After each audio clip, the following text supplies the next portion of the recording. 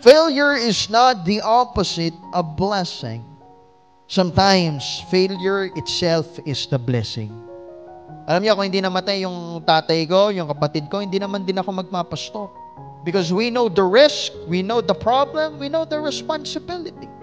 Gagawin mo yan for the rest of your life, hindi ka naman kikita to. I realize na kahit ikaw ay less in life, if you have more in heaven someday, then mas lamang ka pa sa merong more in life sa panahong ito.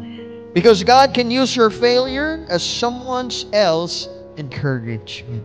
Tuwan-tuwa ako pag nakakita ako sa Facebook ng mga nababalita. Biro mo, ilang beses siyang nag-fail sa university, pero napasa niya yung kanyang licensure exam. Because failure is all part of life. If you will not fail, then you will not learn. Alam niyo, nakakatuwa dahil pag ikaw ay tumatanda, maraming expectations sa'yo. Pag Kristiyano ka, ang expectation lang dapat na nagmamatter sa'yo ay yung expectations ng Diyos.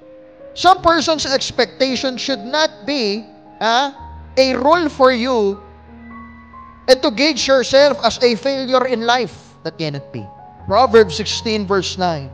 Man plans his ways, but the Lord directs his steps. When God blocks, delays, or redirects, He is just protecting, teaching, shaping, and preparing you. Kaya huwag kang matakot sa failure.